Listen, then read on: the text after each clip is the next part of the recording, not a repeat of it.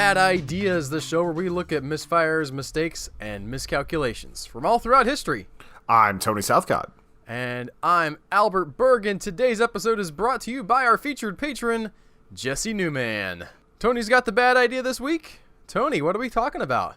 We're going to be talking about the town of Zzyzx and Curtis Howe Springer. Oh, I've heard of Zzyzx. This is kind of like the reverse of one of those phone book names where they like, you know, it's AAA Aaron's cleaning service. Yeah, it's always an effort to try to get to the top of it, but Curtis Howe Springer wanted to be the last word in medicine, so he made it Zzyzx, which is Z-Z-Y-Z-X, which would probably do it in most places. Yeah, I think that would work in my dictionary. Curtis Howe Springer called himself the last of the old-time medicine men. The American Medical Association called him the king of quacks. Unfortunately for us, he didn't have a monarchic control over the nation's waterfowl, but rather an unending series of fake medicines and retreats, with about as much efficacy on illness as a Diet Coke colonic.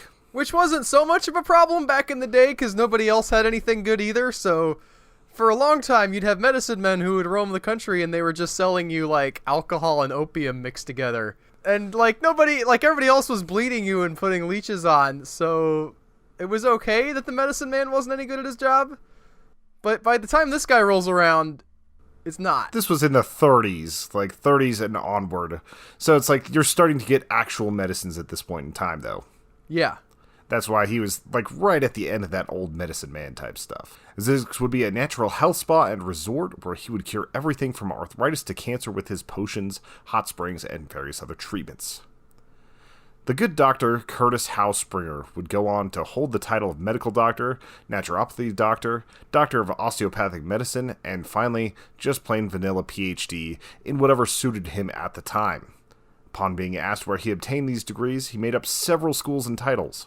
He was the dean of Greer College, earned a degree from the ominously named National Institute, the Springer School of Humanism, which has its own last name in it, which is a little bit narcissism, the American College of Doctors and Surgeons, and the Westlake, West Virginia College. Also a couple osteopathy schools. And none of these existed. Not a single one of them. And being that it was the 20s and 30s, people couldn't exactly go and look it up easily. There was no Better Business Bureau, no Googles. Actually, the Better Business Bureau was around at this time, and it was one of the organizations that started going after him. But that comes a little bit later. I think that's in the 40s. Okay. When looking into his actual education history, it seems as though he finished about 2 years of high school and 1 year of Bible school. Prior to his enormous pile of lies, he claimed to be a private in the army and sold sheet music. Both of these are not really substantiated as far as, like, the army claims, but I don't know why he would lie about selling sheet music considering the other bigger lies. But he was also a mechanic and claimed to be a boxing trainer. Even the army thing I would buy into, like, that's not a grandiose, like, I mean, maybe if he was claiming he went over and, like, shot some famous people or something as a private, but this guy seems like more the at least colonel or lieutenant type if you're gonna lie. Yeah, and it's kind of like what happened with L. Ron Hubbard, where he claimed that he had done all these things and earned all these medals, but he was really just a low-ranking naval officer. By the 1930s, he had started to settle into his con. He would travel the country giving free lectures and only requested a donation in the middle of his speeches. This is when that word cloud of doctorates would help him out the most. Which also reminds me, you should check out our Patreon. Dr. Berg needs to be able to cover his annual trips to Zanzibar to use naturopathic methods to help the indigenous tribal people of Eastern Africa. Yes, we will now pass the plate for the Church of Bad Ideas. Yes. I do gotta say, the fact that he's going out, he's standing in front of people, he's speaking, in the middle of it, he literally passes the plate. It sounds like this dude's, and the fact that he went to Bible school, right? Sounds like this guy really wants to be a preacher, but he's decided there's no money in that. No, that comes later. Like, he becomes a Methodist preacher. That's not the arc that I would have expected. No. One of the other services that Springer offered at these events was private psychoanalysis to people who attended the lectures. Considering that this was the 30s, $25 was a lot for this. You can go get your tarot cards read for less today and probably get a more accurate result by a random chance. But yeah, like he would do this like psychoanalysis because that was kind of hot at the time in the 30s. Like the burgeoning field of psychology was filled with a lot of weird stuff, but there were some interesting things coming out of it. Yeah, that's one of those where some people might argue you're still going to get some quackery today. Yep, sometimes. It was also at this time that he decided to become a Methodist minister, combining medicine and minister overtones. He started to do sort of motivational speaking at these lectures. He gave speeches on healthy foods and on the layman's guide to life. Basically, he just combined his charisma along with his naturopathic methods, and like some of the stuff was just made sense. It was basically like, don't eat like trash and you'll feel better. So some of it was probably decent advice. The rest of it just gets a little bit weird whenever he starts hawking his own vitamins and everything. So I'm feeling like this is going in the direction of like a faith healer kind of thing, but with actual quote-unquote medicine that he's handing out? Yeah, it's kind of a middle thing where like there's crystal healing and there's all these medications that he's made and all these supplements where he feels like if you have the faith, like this turnip carrot mix is going to make you feel better. And again, like turnips and carrots seem okay. You probably get I don't by have with a problem that. with that. It won't heal your cancer. Yeah, that's the big thing. Is it's just like it's always the big claims. Anytime you have somebody claiming to have like a panacea, it's just complete garbage. Like there is no cure-all. At this point, he sought out radio stations so that he could do his odd combination of religion, psychoanalysis, naturopathy, and standard medical advice. Most of the stations he applied for avoided him because the FDA was already starting to investigate him and the snake oils he sold. But one eventually gave him a double slot and allowed himself to sell all these products to the people of Chicago. Sometimes he would sing because he had a very strong singing voice, preach, just talk politics, and he was a big supporter of FDR and the New Deal, but mostly he used the radio to self-aggrandize his works and his supplements. Usually they were things like his own Rehab, which was for heartburn. It was almost entirely baking soda. He also had antediluvian tea, which was a mix of laxative herbs. Like most of the time, early medicine leaned on the idea that if it had an effect, it was doing something healthy for the body, even if the only effect was trying to achieve lift through butt rocketry. So that was just like the type of thing that he was getting into. I gotta say, it sounds like this guy was probably entertaining to listen to at the very least. I found some of his old recordings, actually. He's got a very distinct like voice. He's got a good voice for radio. So I can see why, because like the radio aspect of this gets huge. He gets syndicated to 221 networks and like 100 overseas. So he ends up being a pretty big radio personality. He also sold Delicious Manna, which was a food supplement. I tried to find more of what his supplements were actually made of, but it just seemed like it was literally just dried out carrots and things like that for a lot of his supplements. He also had a flair for names, things like Norm, Zymud, Food for Women, Mohair, and Dango. So just lots of different supplements. You know, I gotta say, at least it sounds like most of this stuff won't kill you on its own. Yeah, like he wasn't selling something like bleeding out people or anything. Right. I mentioned alcohol and opium at the beginning of the original Medicine Men. That's what they were distributing. Unless I've missed it when you said it at some point. It doesn't seem like he's doing that. He's just like, no. Here's some laxatives. Here's some dried vegetables. It'll like it definitely won't cure your cancer, but it's probably okay. Yeah, he also wasn't a big drinker. Like that was one of the things that he didn't allow whenever people came to his retreats and things like that. So I don't think he would have been for like having alcohol in his supplements. And earlier I said that the FDA was investigating him. But in 1934, it was a bit more than that. They published an expansive article titled Curtis Howe Springer, a Quack and His Nostrums. Wow. The article concluded that a most thorough search fails to show that Springer was ever graduated by any reputable college or university, medical or otherwise, and it basically just dismantled dozens and dozens and dozens of claims of his. Like, they went just as far as the FDA's powers were at that time. I'm trying to think of another example.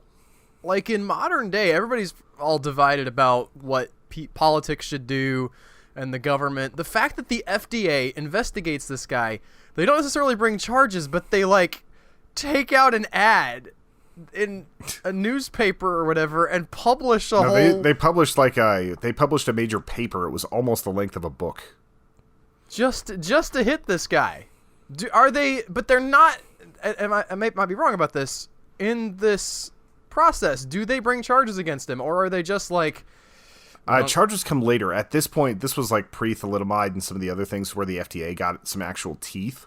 So, like, most of what the FDA did was chase down whenever there was, like, whatever a medication would be hurting people, they'd go and confiscate it. Like I talked about the demon under the microscope a few weeks ago, where they were talking about sulfa drugs, and someone had used some of these medicines and put it into a concoction that actually changed the chemical composition of the sulfa, which started killing people. And the FDA went and was able to chase down most of this before it killed that many. I think like 35 people died, something like that, mostly because they were able to chase down and confiscate it. They didn't have a lot of power to bring charges against people, though. Okay.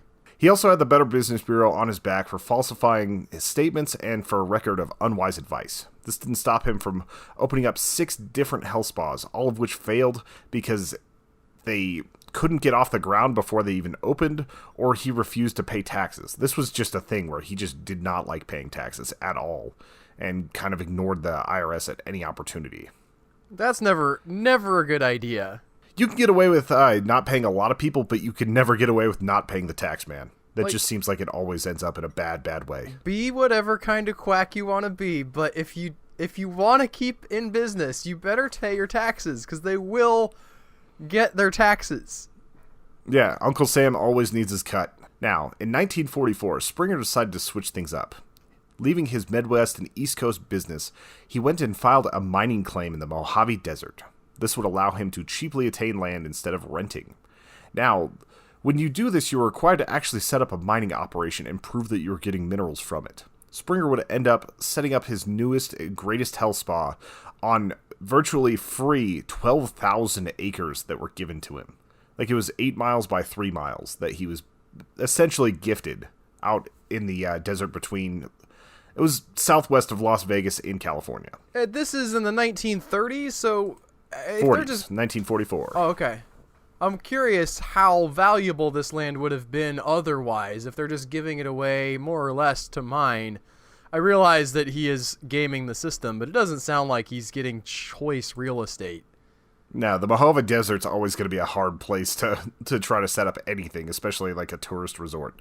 Although he basically did find a cool little oasis in the middle of nowhere. There's a few ponds and some other really cool stuff on the property. The small settlement of Zzyzx was founded. The ruins of this still stand in California today, and it's not even ruins, really. There are a few ruined buildings, but a college campus took over this, like CSU, which messes with my head because Fort Collins has a CSU, and then there's a California State University. But anyway, like, they turned this into, like, a desert outpost for research now, but that all the pools and all the other things that he would set up here are still standing. And people have always wondered, because you drive past it, and it's like, what the heck is that town name? Because it's just a giant, like, offshoot of the interstate that says Zzyzx. So it's kind of a weird spot, but people ended up finding it. Using an old army base and railroad station, he would start to build up the land. Instead of paying for labor to build these buildings, or the road he dubbed the Boulevard of Dreams, he recruited people from Skid Row. He fed and housed them, but didn't compensate them otherwise. Also, through some legal witchcraft, he was able to set up this spa tax-free because of hiring these homeless people. He was able to prove that he was doing good for common man, and that allowed it to be tax-free at the time. All right. Hired in giant scare quotes. Yeah. The spa grew. There was a 60-room hotel, a series of hot springs which he claimed were natural, but were really just pools attached to a boiler system, a Zyport, which is what he called his private airfield, a church, a printing plant, and a supplement processing plant. He also had his radio station set up here so that he could set up and do the 200 syndicated radio shows and do it from this location, so he didn't have to go very far to do all that. He would send you his supplements claiming to cure you of cancer with his special blends of herbs and spices. He was basically the Colonel Sanders of the medical world, and this was his new base of operations. What was weird is he actually, like, he kind of sent out a lot of samples of this. Like, he'd be like, all right, if the spirit moves you right now, I want you to, like, request this medicine. And then you pay for it when you can. So it wasn't even, like, the worst scam, but he did get a lot of people hooked on it with these claims that he would cure their rheumatism, their cancer, their everything else. Yeah, this guy seems like he might have at least seen himself as somebody who's actually helping. It's always hard to tell the difference between a complete con man and somebody who believes what he's saying, even though he's saying stuff that is very much not true. Like, it always seems like the ones who do it best are the ones where the lines get a little bit blurred, where they believe in their own powers, they believe in what they're doing, but also, like, they kind of know that it's funky. It's like he had to know he didn't graduate from all these schools. It's like he was clearly a fraud. Right, but he had to say that, Tony, because he had the power to help these people, and all they needed to do is believe in him. They wouldn't have bought his medicine if they just knew he had 2 years of high school. Yeah, but it's like you look at the medicines, and it's like carrots, turnips, parsley, celery, and brown sugar. It's like, what is that going to do for your health? You just don't understand the humors, humors, it's not man. bad for you. Yeah, I don't understand the 4 humors. I like that black ichor is just not, it's not flowing right today. The practitioners at the spa would tell people about the mineral crystals on their land and the magic powers that these crystals had. And so did the mud baths that would be given at their spas. He advised the users of these Zzyzx, a mineral salt that he collected from the lake bed, to rub them over their scalps and bend over and hold their breath as long as possible. The resulting flush on the cheeks and scalp proved that the medicine was working. Mm-hmm. This would last for a full 30 years. His scam spa would give pseudo-treatments at the soda springs for ages before he finally ran awry of the federal government. When he started subletting parts of the land to followers and friends and straight up selling off swaths of it, the government finally put the kibosh on it. Once they heard that he was literally selling lots so people could build houses so that they could be followers of him, the government was like, that's a mining claim. You've had it tax-free for so long, but you've never mined anything out of it at all. And just so everybody's clear, we started this story in like the 30s and 40s. We're now in the 70s. Yes, we're now in the 70s. That's how long he'd been doing this. Many of the listeners to this podcast, were alive and paying attention at that point. Yeah. It's weird whenever you see like the early radio broadcasts from like the 50s that are recorded, and then you see like modern television people, or modern for the time, like in the 70s, talking about this. Like while I was researching the stories, it covers a huge swath of time. In court, he tried to prove that his products were the special minerals that he was mining. Like, he tried to say that those crystals, that the mud, that everything else was so special on this land, and that's why he was able to get a mining claim. This caused the federal government to assign chemists that showed that every single thing he had was just generic. The clay that was supposed to be special was just clay. That his baking soda was just baking soda. That his crystals weren't magical and weren't anything other than just random quartz. Everything was as mundane as reading the TV guide when the internet goes out. There's just nothing special at all to this property.